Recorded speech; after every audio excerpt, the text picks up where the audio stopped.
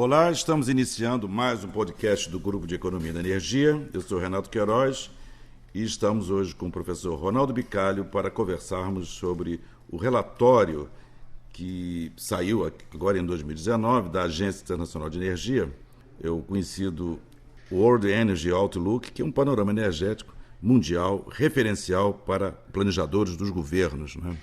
Estamos também com o Guilherme Aguiar, que sempre nos dá um apoio técnico. Olá, Ronaldo, tudo bem com você? Tudo bem, Renato. Bem, para quem não conhece tanto, esse documento é referencial para políticas energéticas dos países, né? A Agência Nacional de Energia é uma organização autônoma que tem cerca de 30 países membros, foi fundada na crise petrolífera de 73 e 74, e hoje ela é uma referência, vamos dizer que está no coração do diálogo global acerca da energia. Bem, Ronaldo, a gente queria conversar aqui sobre esse relatório da Agência Internacional e que, como sempre, tem mais de um cenário, 1, 2, 3 cenários, faz uma análise do futuro da energia, etc. Nós temos também hoje, eu tenho li, está saindo um relatório sobre mudanças climáticas, e mostrando que, assim como a agência mostrou, que não há sinais de declínio da concentração de gases de efeito estufa, quer dizer, o que preocupa. Nós vamos ter uma nova conferência do clima em Madrid, aí, que é a COP25. Tudo isso está dentro de um contexto único de, vamos dizer, preocupações, né, de dilemas. O relatório ele foca que a eletricidade vai ter um papel preponderante na segurança energética do mundo atual, do mundo futuro, né? Quer dizer, a redução dos custos de energias renováveis, os avanços das tecnologias digitais vão proporcionar grandes oportunidades para transições energéticas. Mas agora, isso gera grandes dilemas no termo de segurança energética. Então, vou começar a perguntar a você o seguinte: que dilemas são esses, Ronaldo? Qual é a grande preocupação hoje das matrizes energéticas dos países desenvolvidos e em desenvolvimento? Bem, Renato, a primeira conclusão do relatório da Agência Internacional de Energia é que não há uma solução única e simples para transformar, né, os sistemas globais de energia, né? Existem muitas tecnologias, existem muitos combustíveis e definir o papel de cada um deles na transição energética não é uma coisa muito simples, né? Então, para que isso aconteça, para que essa definição aconteça, é necessária uma liderança muito forte dos formuladores de políticas, pois, na visão da agência, os governos têm a responsabilidade mais clara, né, de agir em situações como essa e tem também um maior escopo, né, para mudar o futuro, né? Como você afirmou, isso está no relatório, quer dizer, o setor de energia hoje, né, ele é marcado por uma série de dilemas, por uma série de paradoxos, né, de disparidades que estão acontecendo nesse exato momento, né? Inclusive, a partir dessa questão que você colocou do aquecimento global, né? Claro que existe um paradoxo entre, por um lado, as últimas provas científicas, né, que demonstram claramente a necessidade de cortes ainda mais rápidos, né, nas emissões de gases de efeito estufa, né? E, por outro lado, o que você observa? Os dados comprovam que as emissões decorrentes da produção de energia atingiram o máximo histórico em 2018. Então, por um lado, a necessidade de apressar o processo e, quando você olha pelo outro lado, você tem simplesmente as emissões batendo recordes históricos, como foi no caso de 2018, né? Há uma distância muito grande entre, por um lado, as expectativas de transições energéticas rápidas, né, e baseadas em fontes renováveis, né, e, por outro lado, a realidade das matrizes energéticas atuais fortemente dependentes de combustíveis fósseis, né?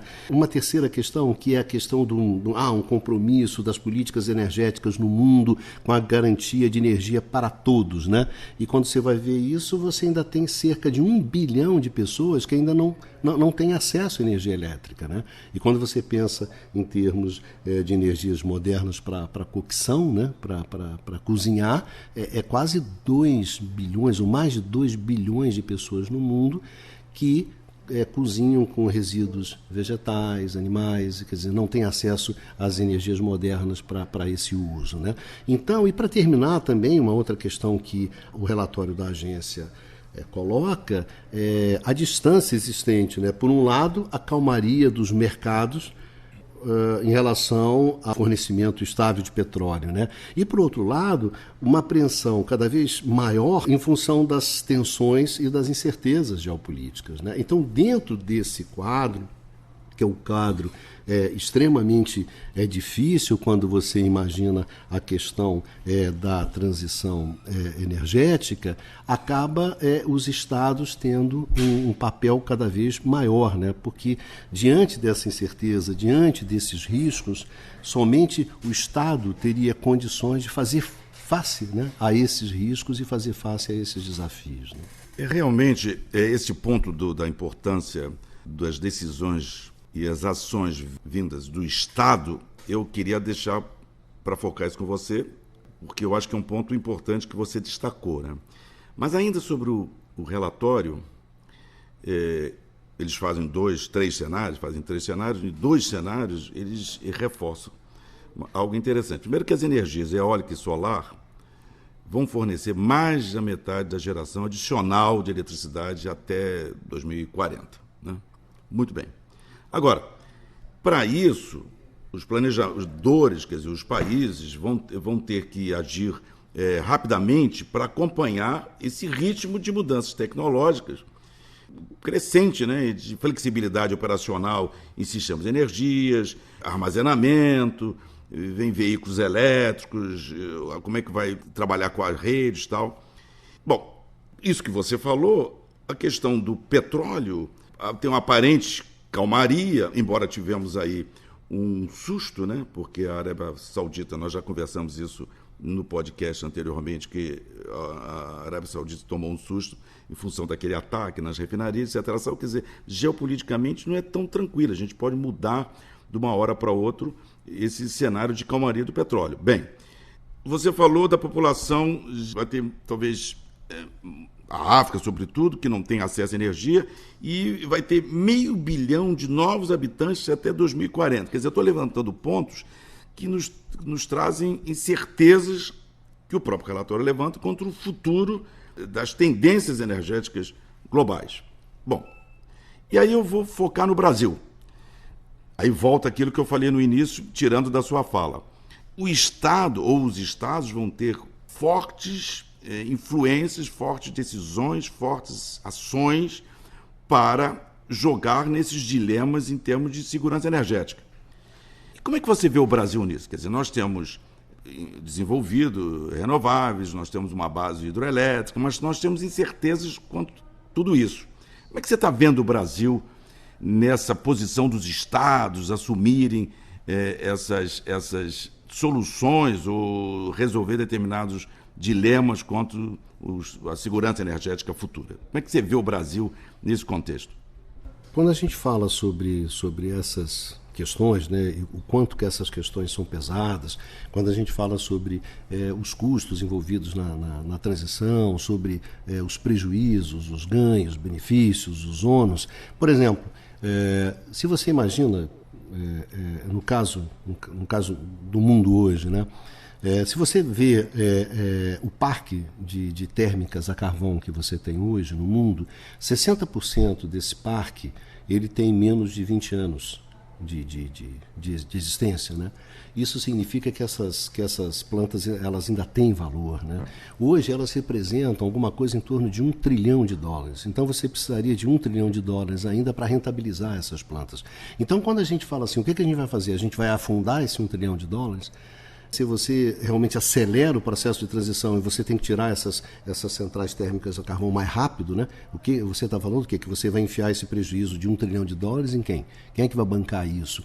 Mesmo quando se discute, por exemplo, as questões do gás, a questão, vamos construir uma infraestrutura de gás, qual é a questão também que está no relatório? Tudo bem, a gente vai construir uma infraestrutura de gás, essa infraestrutura de gás ela é importante porque ajuda na transição, porque é capaz de dotar o setor de flexibilidade, o que você tem hoje para adotar o setor de flexibilidade no setor elétrico continua sendo as plantas térmicas e as redes. Quer dizer, o que tem de estocagem você ainda está começando a entrar nessa área. Então, o que se faz com isso? Depois, o que a gente faz com essa infraestrutura depois? Ela vai transportar hidrogênio? Ela vai transportar biogás ou não? Ou vamos afundar, por exemplo, como é o caso do carvão? Então, isso é a natureza, só para sentir assim, a gravidade, o volume de coisas que nós estamos falando. Quando você vai para o Brasil, essa preocupação ela não existe. Ela não existe. Por quê? Porque você não tem hoje uma política energética no Brasil que esteja no centro a questão da transição. O que está no centro da política energética brasileira hoje é a retirada do Estado. É a privatização ou da Petrobras aos poucos, a privatização da Eletrobras, a introdução do mercado, como está na proposta dos governos, nas propostas que estão no Congresso, entendeu? Ou seja, a proposta que você tem hoje de política energética no Brasil hoje é aquela velha proposta dos anos 90, que é a proposta da liberalização, privatização, liberalização do mercado e até o gás, né? Que é a revolução do gás que propõe o Paulo Guedes, etc., etc. Ou seja, nós adotamos essa questão e eu acho que essa questão ela está fora de lugar. A nossa política ela está fora de lugar, ela está fora do tempo, ela não é contemporânea. A nossa modernidade é uma modernidade fora de lugar, fora do seu tempo, né? Então eu acho que essa que é o sentimento que eu tenho, né? Quando olho um relatório como o relatório da Agência Internacional de Energia e quando olho a política energética brasileira, evidentemente as duas coisas não batem, as duas coisas não convergem. A gente está numa outra diapasão, a gente está em outro tempo, a gente está em outro ritmo do jogo, né? Pois é, eu concordo com você, Ronaldo. Nós, aqui dentro da universidade, que estudamos essas questões, ficamos preocupados porque eu não vejo assim uma discussão sobre energia amplamente como você vê em outros países, ou pelo menos nessas discussões desses relatórios como o da agência. Quer dizer, você não vê o Congresso, você não vê os representantes do Congresso fazendo reuniões, fazendo seminários, participando para discutir essas questões maiores. Quer dizer, o que está na pauta é como eu vou privatizar, como vai entrar, vou pagar o déficit, como é que eu vou resolver uma questão, vamos dizer, de mercado. E quando a preocupação que temos de como desenvolver um backup, por exemplo, de renováveis, como é que eu vou desenvolver a questão da eficiência energética, nada disso eu vejo em discussão, né? Quer dizer, hoje, por exemplo, como você vê discussões sobre, mundialmente, você tem um foco muito grande no mundo asiático, que tem ainda o carvão, quer dizer, o carvão, gás natural e energia renovável estão concorrendo para fornecer energia e calor às economias em expansão asiáticas. Aí você lê relatórios, você vê seminários, eles ali discutindo isso, né? Aqui não, é algo assim meio focado, mesmo a questão da nuclear, que hoje você vê que tem declarações que queremos mais, o governo propõe mais X plantas nucleares, fica assim um negócio meio descolado, sim, mas esse planejamento coordenado, você não vê muito isso. Eu tenho muita preocupação também sobre uma questão velha que passa, fica assim uma questão que a privatização vai resolver o problema futuro do Brasil na questão energética, desse dilema, segurança energética e mudanças climáticas e tal. O que você acha, Ronaldo? O relatório da Agência Internacional de Energia, ele afirma textualmente o seguinte: o mundo espera por sinais claros e uma direção consistente por parte dos governos com relação ao caminho a seguir. E a verdade é que, quando a gente imagina no caso do Brasil, o Estado brasileiro hoje, ele não tem condições de emitir sinais claros e definir uma direção consistente com relação ao caminho a seguir na transição energética. Nós temos um Estado que hoje é bastante fragilizado, na verdade um Estado que está sendo desmontado. Então esperar que esse Estado ele vá para o centro do campo para armar o jogo é alguma coisa muito difícil, né? Na verdade, se você quiser pensar seriamente em termos da transição energética, passa por uma mudança do papel do Estado nesse jogo. E não, na verdade, a mudança do papel que está sendo proposta, né? Que, na verdade, é simplesmente a retirada do Estado. Então, retirar o Estado de um processo como esse, cheio de risco, de incertezas, da necessidade de você arbitrar, né, entre vencedores, perdedores, ganhos enormes, custos, prejuízos, é uma coisa completamente fora de tempo e lugar. Então, nesse sentido, eu acho que a gente está bastante mal. Não vejo com o menor otimismo a transição brasileira nos moldes que ela está sendo proposta hoje. Que os moldes que ela está sendo proposta hoje não tem transição coisa nenhuma. Não tem transição coisa nenhuma, não tem política de transição coisa nenhuma. Tem uma política de privatização, tem política de ampliação de mercado livre, no caso, né, específico do setor elétrico, que a gente conhece bastante. Enfim, é isso que está colocado na mesa. É a velha tradição, a velha política liberal dos anos 90, tentando num momento que nós não estamos mais na década de 90. Né? Os problemas de hoje não são os problemas dos anos 90, mas é o que tem colocado na mesa. É muito ruim. E você vê medidas, que vai ser foco do podcast que nós estamos divulgando, medidas de regulação extremamente contraditórias com a evolução do mundo moderno, como essa questão da solar, né? A própria agência ANEEL colocando restrições, vamos dizer, no desenvolvimento da fotovoltaica nas residências, que é um outro assunto. Ou seja, parece assim que falando na linguagem de futebol, parece que é uma pelada o que nós estamos vendo aqui no setor energético brasileiro, e o Estado sendo desmontado numa hora que deveria estar extremamente sendo discutida a sua função, como é que as empresas podem ser mais eficientes, etc, etc. Bom, nós estamos encaminhando para o nosso final, eu acho, do nosso podcast. Eu acho que essas questões não vão parar aqui, eu acho que o próprio relatório, aconselho até aqueles que envolvidos em energia que leiam esse relatório e começam a meditar sobre o que ele sinaliza. E nós aqui certamente vamos voltar a esses assuntos voltados à energia como um todo. Ronaldo, eu agradeço a sua participação aqui nessa nossa discussão. Agradeço também ao Guilherme com o apoio técnico. Um abraço e espero que todos continuem escutando os nossos podcasts do Grupo de Economia da Energia. Um abraço, Renato, e um abraço a todos os nossos ouvintes.